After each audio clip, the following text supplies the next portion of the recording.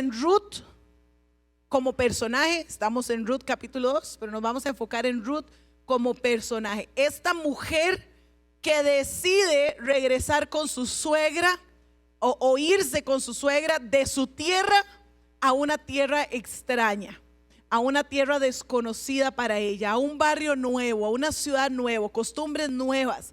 Incluso decide tener el Dios del que tanto había oído hablar a su suegra. Ella dice: ese va a ser mi Dios también. Esta es Ruth, esta mujer. Y hoy en este capítulo 2 vamos a aprender dos principios muy importantes para nuestra vida.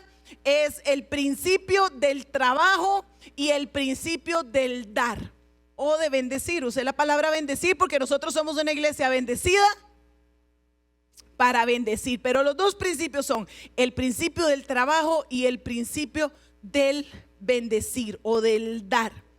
Vamos a ir al capítulo 2, verso 2. Yo sé que le va a aparecer ahí en las pantallas, entonces yo se lo voy a ir leyendo. Dice: un día Ruth, la moabita, le dijo a Noemí: déjame ir a los campos de cosecha, a ver si alguien en su bondad me permite recoger las espigas de grano dejadas atrás. Noemí respondió: está bien, hija mía, puedes ir. Así que Ruth salió a recoger espigas detrás de los cosechadores, y resultó que lo hizo en un campo que le pertenecía a Boz, el pariente de su suegro Elimelech. Aquí quiero que veamos este primer principio, porque entendamos que Noemí, ¿verdad?, la suegra de Ruth, era una mujer que amaba al Señor, era una mujer que había sido educada, había sido criada en el pueblo del Señor, conocía las tradiciones, la ley, conocía la historia, conocía la salida de Egipto y todo lo que el Señor hizo en esa salida. Esta era la suegra que tenía Ruth. ¿Cuántas historias pudo haber escuchado Ruth ahí en los cafecitos en la casa de sus suegros? De cómo el Señor sacó al pueblo de Egipto, cómo lo guardó en el desierto, cómo le proveyó, cómo le mandó el maná, cómo le dio los codornices, todas las historias de ese Dios poderoso que un día Ruth dice: hey, ese Dios va a ser mi Dios. De ese del que he escuchado y escuchado, va a ser mi Dios también. Todas esas historias. Pero un día está Ruth en un escenario diferente. Está Ruth viuda. Recuerden que su esposo había muerto, su cuñado había muerto, su suegro había muerto. Está con su suegra en una tierra extraña, en un lugar que ella no conoce, incluso en un lugar donde ella no es bienvenida, en un lugar donde ella no es aceptada. Los pueblos tenían, ¿verdad?, roces entre ellos, tenían odios entre ellos, tenían rivalidad entre ellos, y ella llega a vivir en uno de los territorios de personas donde más la detestaban, la odiaban, la rechazaban a ella. Ella era moabita. La Paz Silvia explicó todo esto el día de ayer. Se puede poner al orden. Y ahí está Ruth, sola, en el sentido de que no tiene a su esposo. Se puede estar sintiendo triste, viviendo toda la etapa del duelo. Es que no era solo enterrar a su esposo, era su familia completa. Estaba haciendo el duelo. No tenía ya tal vez con quién conversar, a quién esperar para hacerle la cena, cocinarle un pescadito con puré y verduritas. No tenía a quién, ¿verdad?, esperar para preguntarle: hey, ¿cómo me veo hoy? O para quién arreglarse. Entonces todas esas emociones ella las está viviendo en su corazón. Ella se acostaba tal vez en la noche en aquella casa solitaria, solo con la viejita a la par suya. ¿Y qué estoy haciendo yo aquí?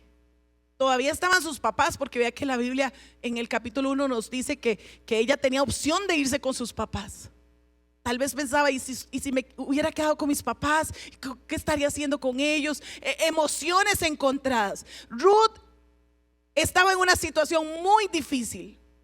Ruth era viuda. Y en el contexto de la historia del momento, no había casi nada peor que ser viuda. Era una situación realmente crítica para estas mujeres. en la cultura, el único que heredaba era el hombre.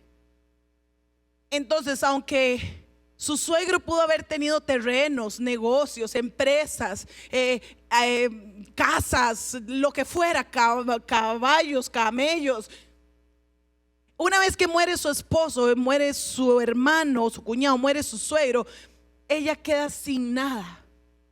Ella no puede heredar, no puede tomar de eso que le pertenecía a los varones de su casa. No hay más hijos en la familia, no hay más varones en la familia. Entonces, automáticamente Ruth pasa de ser no solo viuda, sino ser una mujer pobre. No solo era viuda, sino pobre. Automáticamente no podía hacer uso de nada de los recursos que había tenido con su esposo. Y no solo era pobre, sino que era extranjera, en un país diferente, en una nación diferente. Entonces ella era viuda, pobre y extranjera. Las tres características que Dios le habla al pueblo de Israel allá cuando da la ley en Levítico, y le dice a este tres tipos de personas, a los pobres, a las viudas y a los extranjeros, hay una ley que ustedes tienen que cumplir para poder que ellos tengan alimento en sus casas, y era el espigar. Y les voy a explicar qué era esto de espigar para que entendamos lo que Ruth salió a decir. Porque Ruth le dice a Noemí: déjeme ir a trabajar, pero no era ir a ser gerente de una empresa. Déjeme ir a trabajar, pero no era a hacer, aunque sea ahí, un call center. Porque ella, como ella manejaba 2 idiomas, ¿verdad? No era ir a un call center. No, ese déjeme ir a trabajar no era un trabajo donde ella tuvo que ir a entregar currículums y hacer. No, ese trabajo era un trabajo muy complicado. El espigar, por ley, los dueños de terrenos en el pueblo de Dios, dentro de los judíos, los dueños de terrenos no podían, a la hora de recolectar su terreno, no podían recolectar toda la orilla del terreno, o sea, todo el perímetro de ese terreno, no lo podían recolectar. Eso era para las viudas, los pobres y los extranjeros. Y también cuando ellos iban recolectando lo que caía en el suelo detrás de ellos, del grano, el trigo, la cebada, lo que caía detrás de ellos no podía ser recolectado. Entonces, ¿en qué consistía el trabajo de espigar? El trabajo de espigar consistía en que esa mujer tenía que ir muy temprano bajo aquellos soles de ese territorio, bajo aquel calor, y recorrer todo el perímetro de ese terreno. Si era una manzana, tenía que recorrerlo todo alrededor. Ella no podía ir a un pedacito, porque solo las orillas era lo que ella tenía derecho de recoger. Entonces ella tenía que recoger, y después, si podía, tenía que ir buscando en el suelo, sacudiendo hojas, quitando tierra, quitando piedras, para ver si encontraba un poquito más de lo que se les había caído a los que iban segando, a los que iban recogiendo. Todo el día en eso, todo el día corriendo el polvo, todo el día, para al final recolectar un poquito que les alcanzaba para comer ese día a ella y a su suegra. Eso era el trabajo de espigar.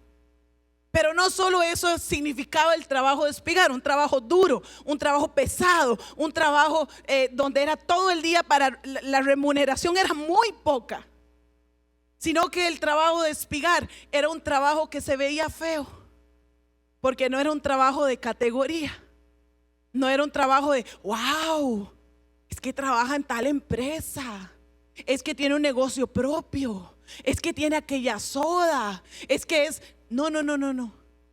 En el momento que ella se ponía a espigar las orillas de ese terreno, ella le estaba diciendo a todos los que estaban alrededor en su comunidad que ella era o pobre, o viuda, o extranjera.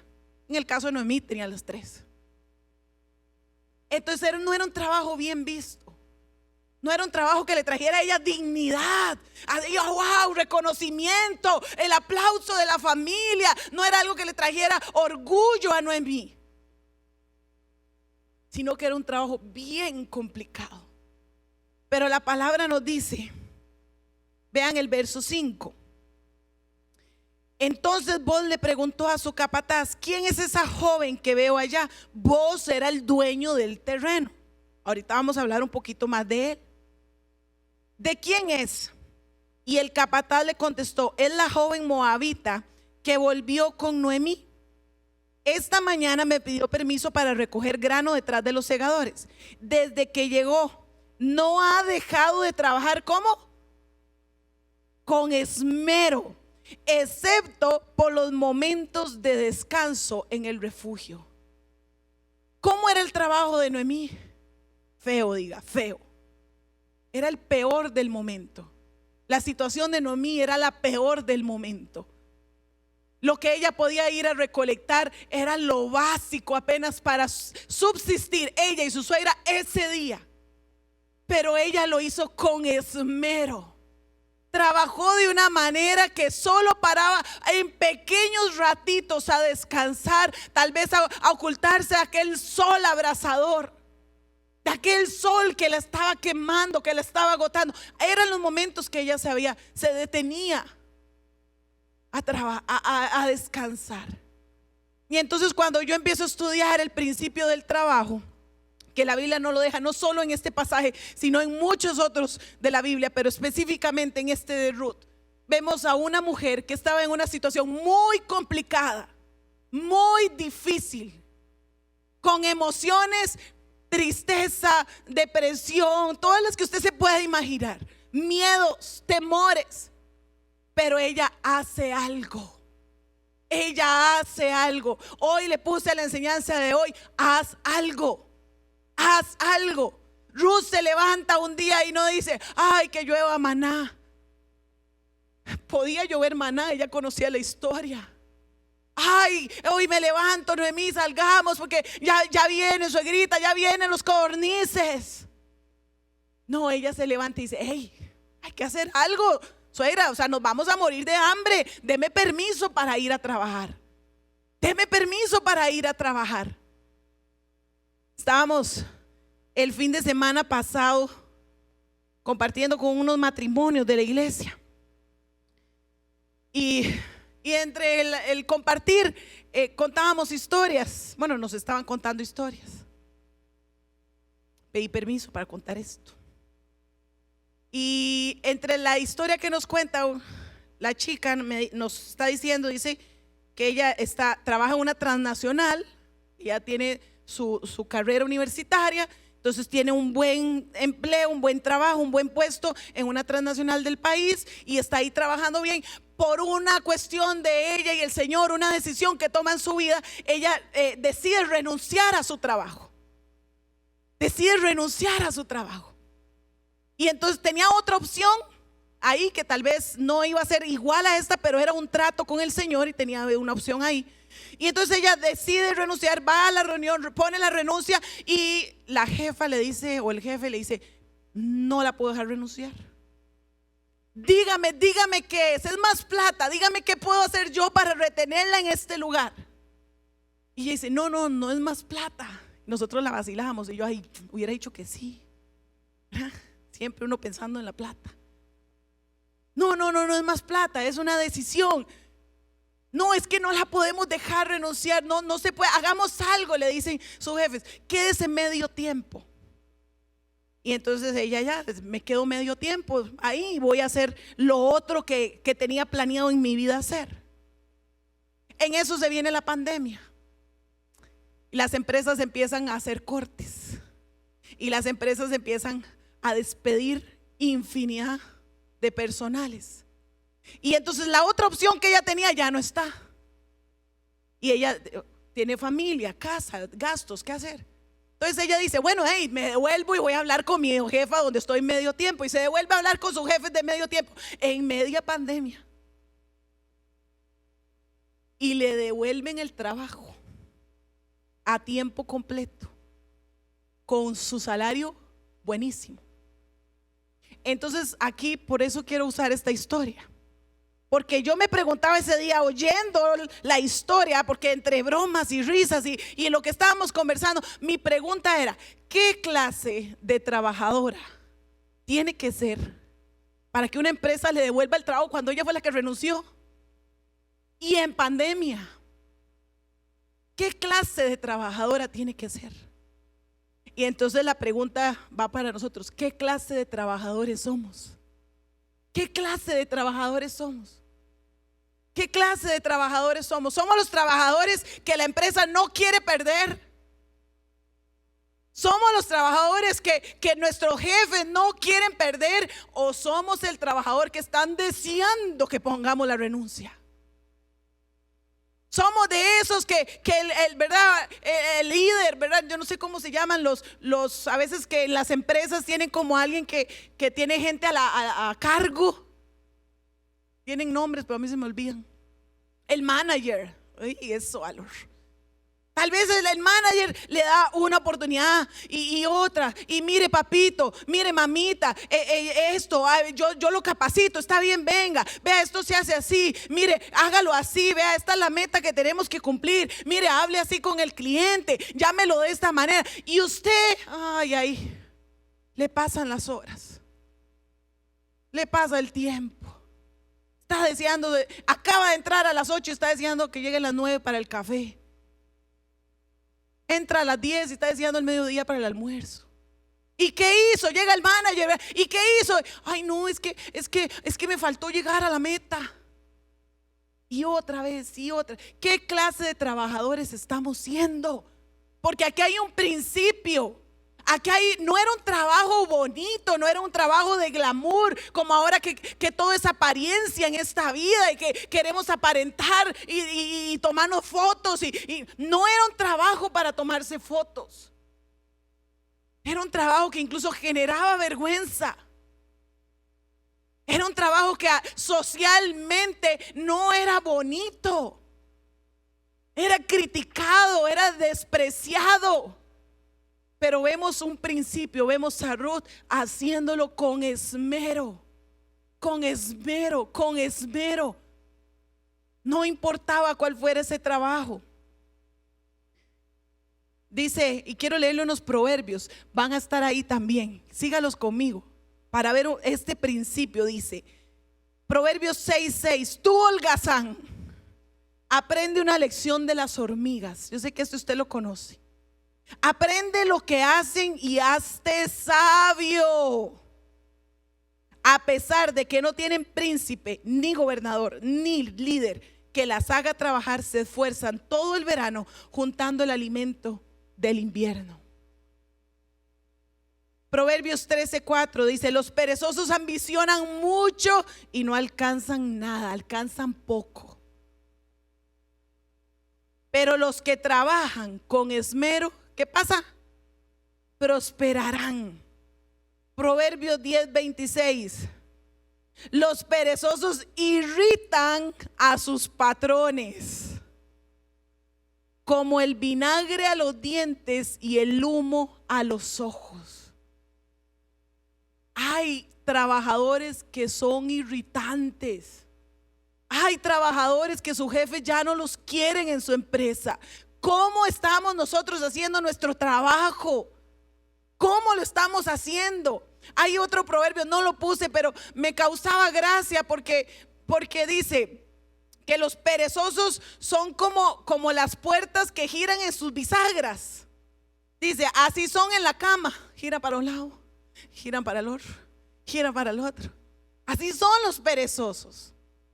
Así son los perezosos. ¿Cómo estamos haciendo nuestro trabajo? ¿Estamos siendo esas personas que los jefes no quieren perder? Yo admiro, hay tanta gente que usted los ve, ¿verdad? La manera en que hacen las cosas, la excelencia con la que trabaja, sin importar su trabajo. Pero una de las personas que admiro mucho en mi vida es mi cuñado Hans. Él a veces se conecta.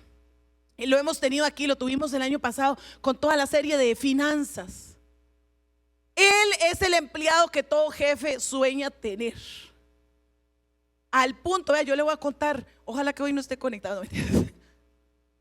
Cuando se podía y hacíamos las fiestas de los chiquitos de cumpleaños, yo esperaba de verdad y calzaba de verdad para que en las fiestas estuvieran los 3 tíos varones. Y le voy a explicar por qué. Mis dos hermanos, ¿verdad? Del lado mío, para que jugaran con los chiquitos, porque a ellos les gustan mucho los niños. Entonces, para que ellos jugaran. Pero yo decía, ay, que venga tío Hans, porque yo sabía que se iba todo el mundo a la fiesta y tío Hans parecía una máquina recogiendo, limpiando, barriendo, sacudiendo, y la casa quedaba hermosa, hermosa. Y él es así en una fiesta de cumpleaños. Está mi esposo que no me deja mentir. Él es así en un almuerzo familiar. Usted no ha terminado de comer y ya le está quitando el plato para írselo a lavar. Él es así de jefe. Él es así vendiendo chicharrones. Él es así en todo lo que hace. Yo lo admiro mucho, porque digo, él es el empleado que toda empresa sueña tener. Entonces, la Biblia nos está dejando un principio: seamos el empleado que todo jefe sueña tener. Seamos el trabajador que todo jefe sueña tener. Y usted me dice, Paz, pero yo no tengo trabajo. Haga algo. Haga algo. Lo de Ruth ese día fue levantarse y decir, me dejan ir a trabajar. Tal vez lo suyo para usted esta es, hey, esta vez me levanto y voy a ir a entregar currículums. Tal vez el trabajo, lo que tienes que hacer es levantarte y decir, hoy voy a ir a tocar a esa empresa, hoy voy a ir a tocar a esa puerta, hoy voy a levantarme. Haga algo, haga algo. Admiro mucho todos los emprendedores que han salido en este último tiempo, todos los inventos que han hecho desde sus casas para hacer algo, para hacer algo. El trabajo dignifica, el trabajo es honra. No importa el que sea, el trabajo es honra. No importa si te toca una carrera titulada o si te toca un oficio, el trabajo es honra. Y tenemos que honrar al Señor con nuestro trabajo. Ahora, ese es el caso de Ruth.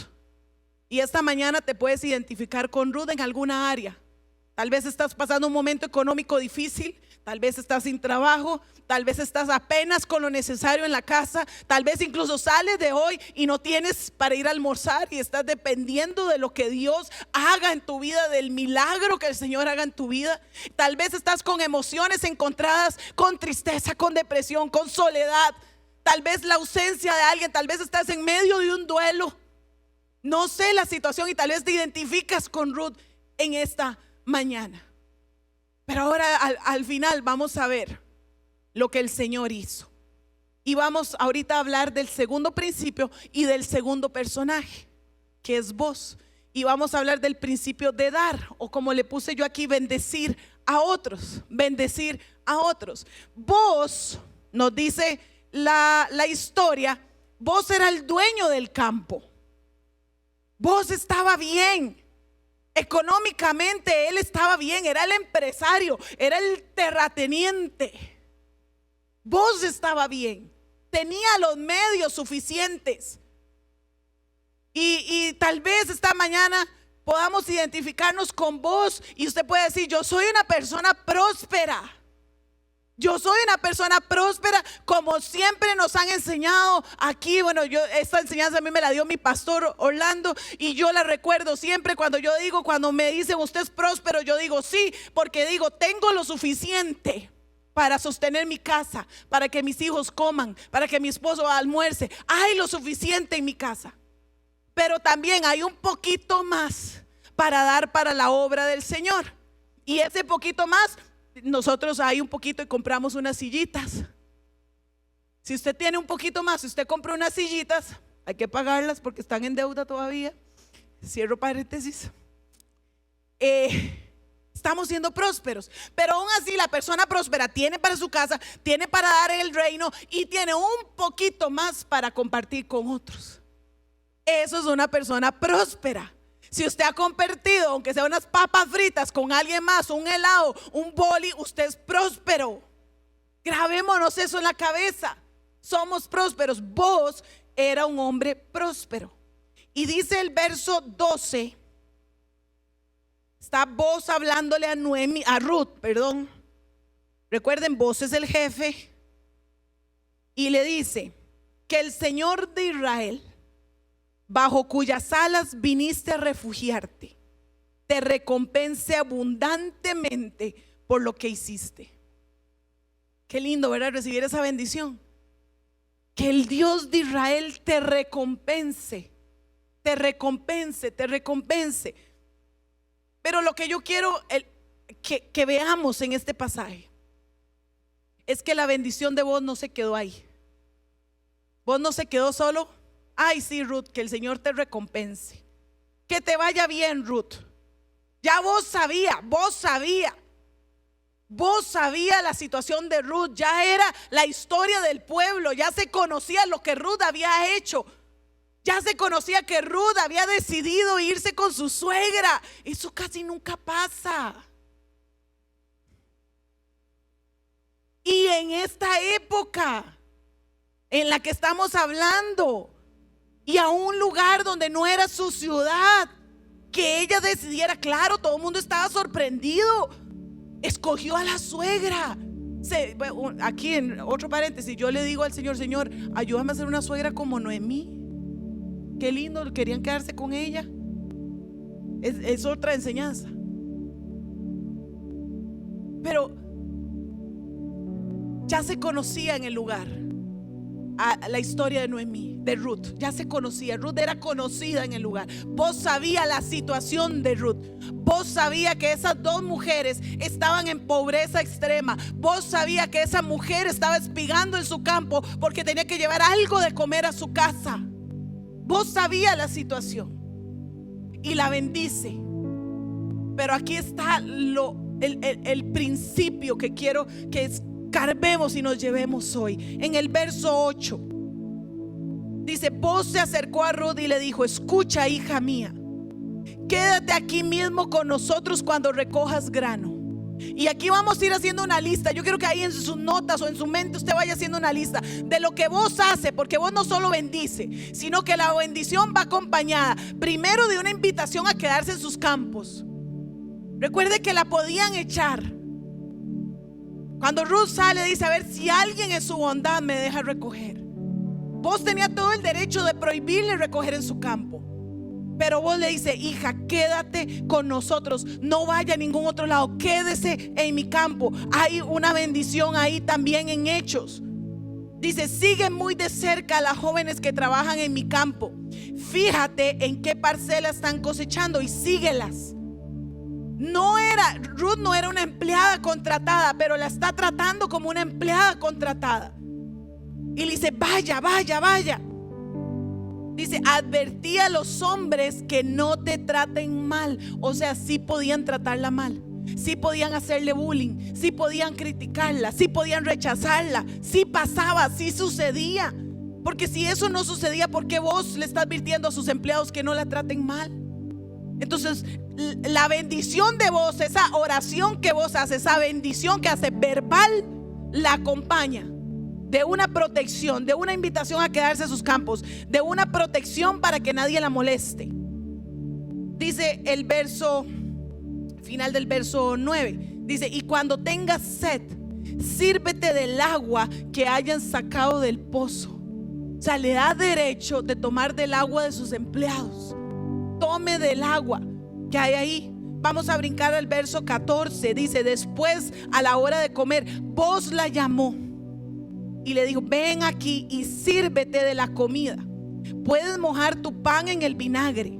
De modo que Ruth se sentó junto a los cosechadores y Boaz le dio de comer grano tostado. Ella comió todo lo que quiso hasta que le sobró. Voy repitiendo para que usted no se lo olvide. Boaz la bendice, pero la bendición va acompañada de una invitación a quedarse en sus campos, de una protección para que nadie la moleste, de agua, de comida. Coma todo lo que quiera. Y es más, si usted sigue leyendo el capítulo 2, la comida le alcanzó para ella estar llena y para llevarle a su suegra. Coma. Y la tercera bendición, la quinta, perdón, que hace Boaz, dice en el verso 15: cuando Ruth regresó a trabajar, Boaz le ordenó a sus trabajadores: déjenlas recoger espigas aún entre las gavillas, y no se lo impidan. Acuérdense que había una ley que indicaba solo, única y exclusivamente dónde podía recoger Ruth. Pero vos le dices a los empleados: hey, que recoja donde ella quiera. Aún entre los manojos ahí grandes, que usted, si ella quiere recoger ahí, que recoja. Que recoja. Dice que ese día Ruth recogió tanto del grano. Aproximadamente dicen 22 libras. Me decía una hermana en la mañana: eso es masa para un mes, para una familia. Tanto recogió Ruth. Pero lo que quiero enfocarme es que la bendición de vos no iba solo de palabra. La bendición de vos iba con hechos también hacia la vida de Ruth. La bendición de vos iba acompañada de hechos. Ese es el principio de dar. Ese es el principio de bendecir. Eso es lo que de iglesia de C somos bendecidos para bendecir. Ese es el principio que nos enseña la Biblia. Bendiga a otros. Bendiga a otros. Haga algo para bendecir a otros. Haga algo. Dice Proverbios 3:27: no dejes de hacer el bien a todo el que lo merece. Cuando esté a tu alcance, ayúdalos. Si puedes ayudar a tu prójimo hoy, no le digas vuelve mañana y entonces te ayudaré. No, otro día. No, después. No. ¿Cuándo? Hoy. Si usted tiene hoy, bendiga hoy. Bendiga hoy. Santiago 2:14 dice: amados hermanos, ¿de qué sirve a uno decir que tiene fe si no lo demuestra con sus acciones? ¿Puede esa clase de fe salvar a alguien? Supóngase que ve un hermano o una hermana que no tiene que comer ni con qué vestirse, y uno de ustedes le dice: adiós, que tengas un buen día, que el Señor te bendiga, abrígate mucho y coma bien. Pero no le da ni alimento ni ropa. ¿Para qué sirve? ¿Para qué sirve? Ahora que cantábamos que Dios ha sido bueno, que Dios ha sido bueno, Dios ha sido bueno, Dios ha sido bueno. Una de mis oraciones es que el Señor me ayude o yo poder ser el instrumento para complacer los antojos o caprichillos de alguien más. Y le voy a contar por qué. Hace algunos años, ya bastante, estaba yo embarazada de Ian, mi tercer hijo.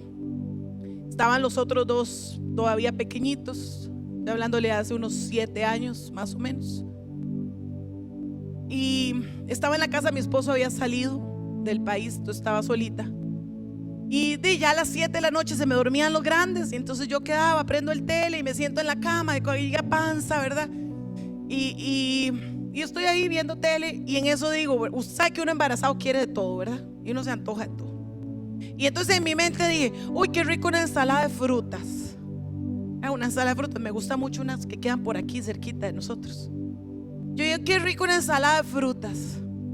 Pero, o sea, yo sé manejar, yo podía sacar el carro, venírmela a comprar, pero tenía a mis otros hijos dormidos. Entonces yo dije: no voy a salir, los voy a dejar solitos. Entonces yo empiezo: no, otro día me la compro. Pero qué rico. Si estuviera mi esposo, yo sé que él va y me la compra, ¿verdad? Todo lo que usted empieza a maquinar. Pero yo dije: bueno, ahora me como un banano ahí en la cocina. A los minutos me llama la pastora Silvia y me dice: Gaby está en su casa. Le digo: sí. Me dice: es que queríamos pasarle a dejar una ensalada de frutas. Esos son los caprichos que a veces tenemos.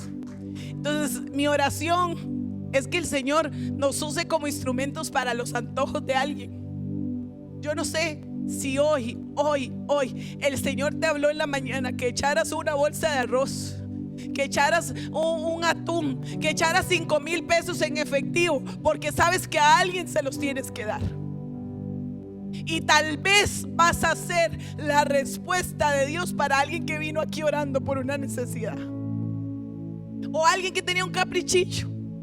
Pero usted va a ser ese instrumento del Señor para suplir esa necesidad. Porque el principio es: sea bondadoso, no solo bendigamos a los demás, no, hagámoslo con hechos también. Es que no, es que qué vergüenza, es que vea, es que cómo voy a darle yo esto, es que qué vergüenza. Déselo, el Señor sabe lo que está haciendo. Déselo. Hace algún tiempo, unos tiempitos, y quiero contarles para que vean que el Señor actúa de maneras que a veces no lo pensamos y que tenemos que romper el miedo. Hay una chica aquí, no sé si vino hoy, pero hay una chica que trabaja en una empresa de atunes y nos gusta mucho el atún, pero el atún se volvió un lujo ya, ¿verdad? Antes le decían a uno: traigo un atún para compartir, y ya un atún sale mejor comprar un casado.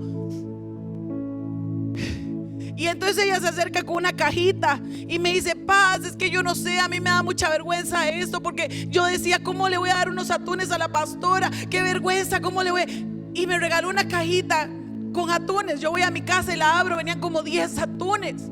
Nosotros somos 5, en una sentada de atún se van 4 latas.